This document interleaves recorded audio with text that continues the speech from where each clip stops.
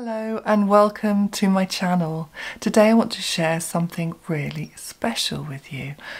Last week I was lucky enough to visit the Musée des Arts Décoratifs in Paris to see the Elsa Schiaparelli exhibition, Shocking, the Surreal World of Elsa Schiaparelli.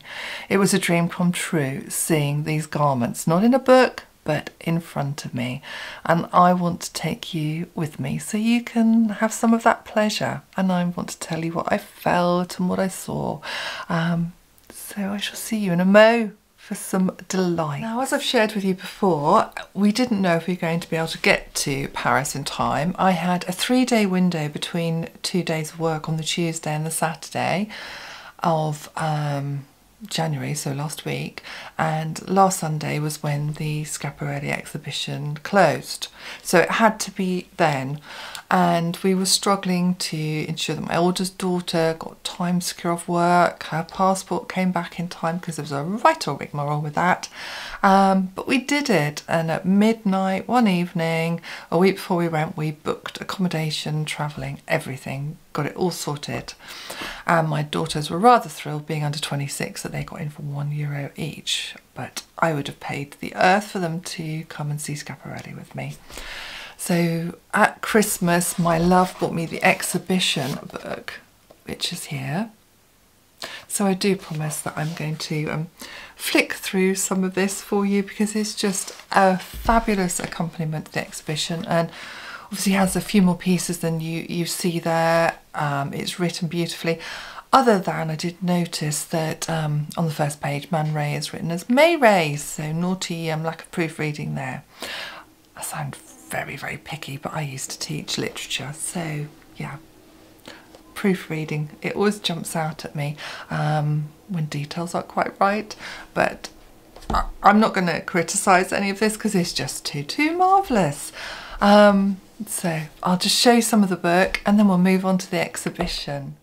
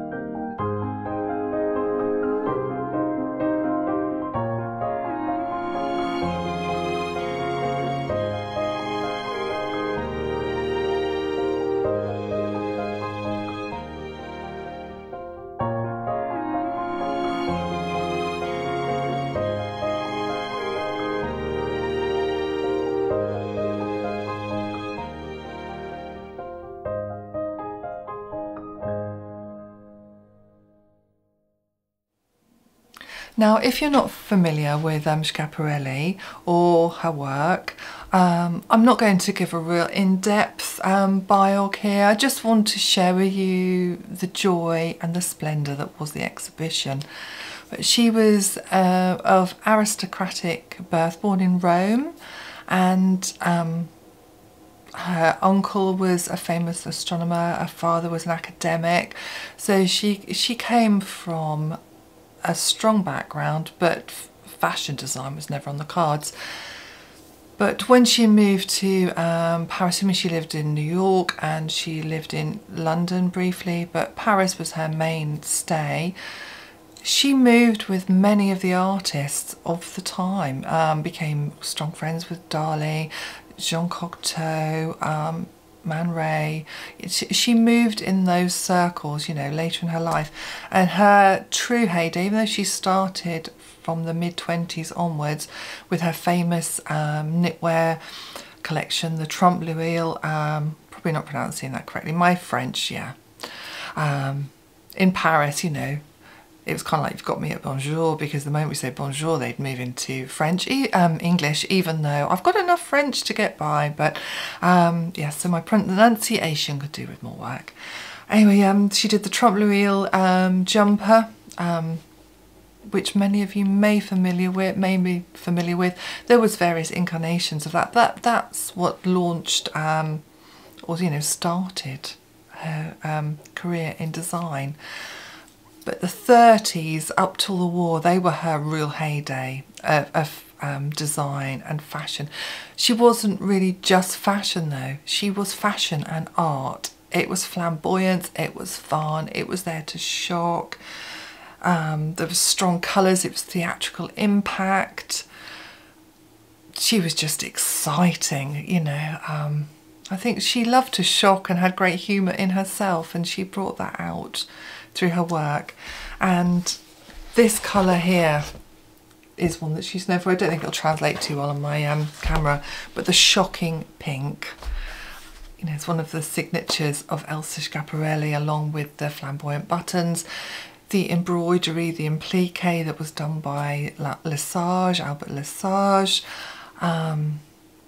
I need to read more into who was actually cutting, you know, who was bringing her ideas to life. That's what I want to find more out about. But she's been up there as one of the designers, along with Claire McCardle, the American designer of the 50s, Christian Dior from his new look. They have been the real names that have really touched me, along with Vionnet, the earlier works, and Vionnet was one of the people that really helped Schiaparelli along. And not Vionnet, I'm thinking Madeleine Vionnet, sorry, I'm thinking Paul Poiret.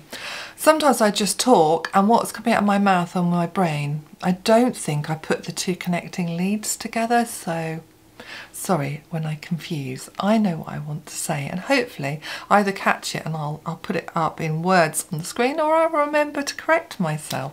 So sorry I'm confusing. It's Paul Poiret that helped her in her early days. So I knew I wanted to see this exhibition. Yeah, we skidded in at the last minute, but I knew from all I'd seen that this was one to see. It was a once in a lifetime visit, and I would feel absolutely gutted if I didn't see it. The book is fabulous to have, but I knew I'd feel disappointed. So my apologies if you didn't or weren't able to go and see it, but I want to be able to share it with you. I've got a lady in my class, an American lady in one of my sewing classes, who was in Paris during the summer and did not realise the exhibition was on, and she would have gone in to see it. So I've been sharing what I can with her as well. Anyway, on to arriving. We had 3 days in Paris, 2 nights. So I'd made the exhibition, I'd booked it for the day where I knew we'd got the whole day ahead, but I'd gone with my daughters, so it was a mix of doing everything that we all wanted to do, and it was my youngest daughter's first time in Paris. I've been a few times, and my older daughter had gone just before lockdown, but we still all wanted to see different things. But I started off the day that we saw the Schiaparelli first. It was the day of metro strikes, and we were staying up in Montmartre, so it was going to be a 50-minute walk. And yeah, by the time we'd worked out that we couldn't get the metro, we were trying to get the app for the bus tickets, but you needed the tickets in the metro station. Oh gosh, we started walking, so breakfast suddenly wasn't going to be happening. And in the end we flagged a taxi down so that we could get there in time. So I refused to be stressed getting there. We stood in the queue and I already felt like I was tingling with excitement, and then we walked in, and as we walked up to the first staircase, and we could see the gold Medusa head and her name emblazoned and the pink, oh, you knew you'd arrived, and I was just ready for whatever wonders were beyond that door. And we walked into the first room, and I must say, you obviously don't know until you look back over the exhibition, but every room was themed so beautifully, and some had the sound of birds overplaying to mirror that exhibition, or you know, that collection, or yeah, there was a different atmosphere created within every room, so it made it a marvel. It was a feast for the eyes. But the first room was covered in a wallpaper that were made from all of the sketchbooks. So they went from floor to walls to ceiling, and the ceilings were mirrored, so you were just in this cacophony of images of the designs. And then some of the original drawings and designs were framed on the walls, and there was some in cases. The pink cloak with the gold Medusa head over the gold dress, that was in the central, so you could walk all the way around and really, really look at that. There was a film of some kind of show that they had been on, that was playing at the back, and along the far wall were all the various gloves. I don't think there was anything else by memory, all the gloves and everything.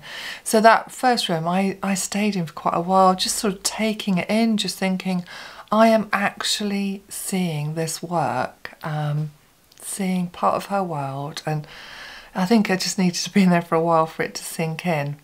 And then we moved into the next room, which had the trompe l'oeil jumpers, and it was interspersed with some of the current collection designed by Daniel Rosebery, you know, as the new the creative director of House of Schiaparelli. So they were interspersed in the middle. I was less interested in them. You know, I just adore fashion history.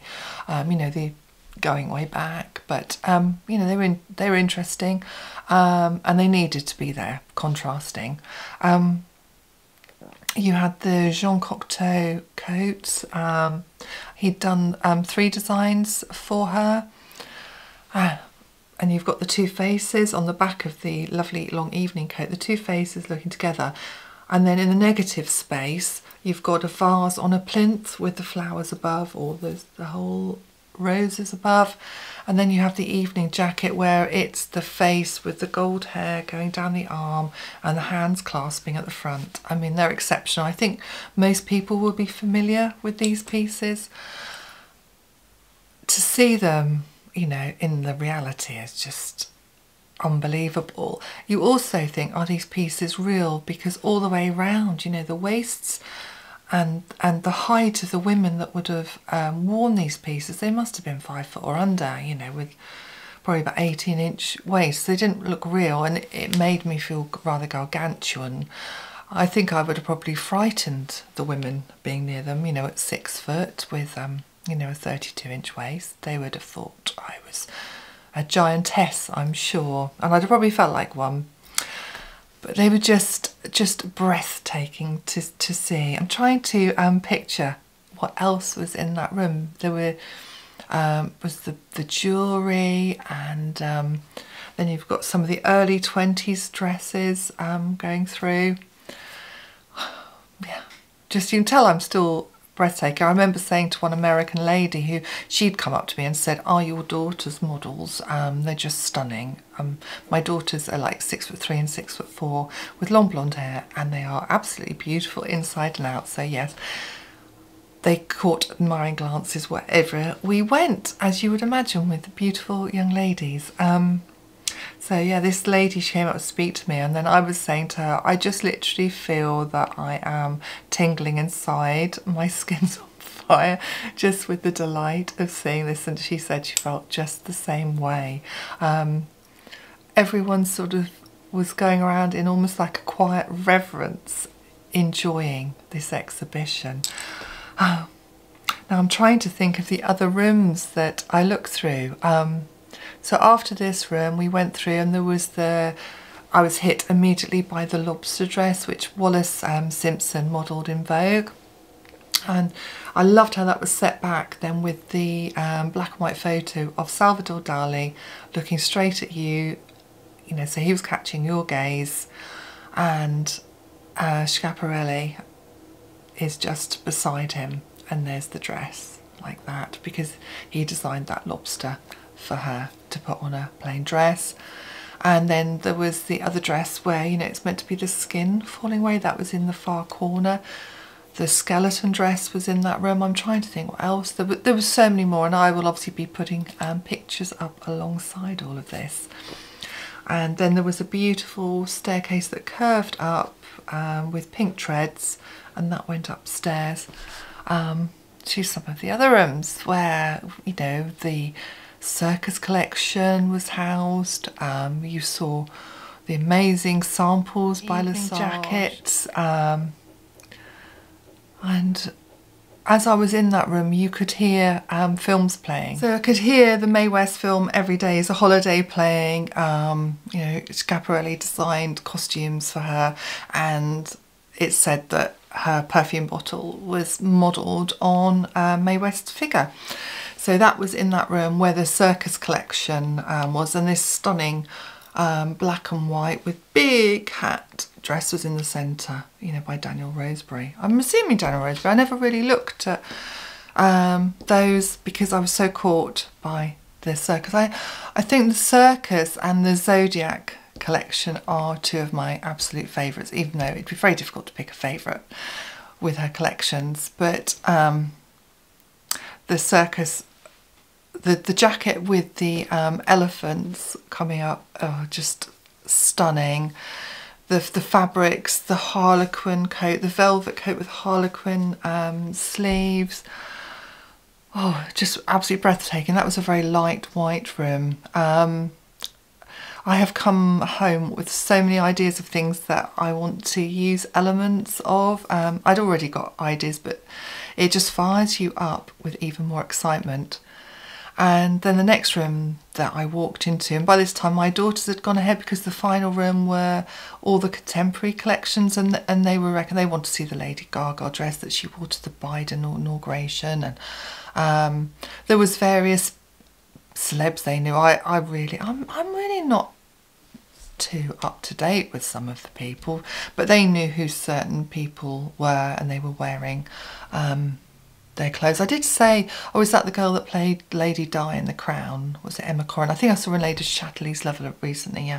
I think she was wearing one of his pieces. But yeah, they'd already gone ahead to that room. But went into the room where it housed the Zodiac, or it's called the Astrological Collection. I didn't think I could, I mean, I kept going, wow, wow, wow in my head, but when I got to this one, I just did an even bigger wow. It was set out as a darker room with gold frames cut out, so you felt that, I don't know, it wasn't obviously meant to be like this, but it reminded me of almost like those circus freak shows, you know, where you'd have a separate scene and ensemble set behind each one. I know it wasn't made like a freak show. And I thought of paintings, because these were the gold frames, and each piece was set behind that gold frame for you to view and enjoy.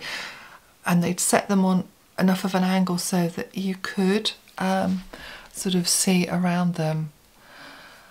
So from that famous black and pink silk dress, the purple velvet with the lovely tasselled jacket, the black jackets embroidered with gold, the amazing cape, the pink cape with the stars on and the black hood, the blue jacket with all of the embroidery. I just felt Elton John would have worn that jacket. That was just a real Elton John jacket.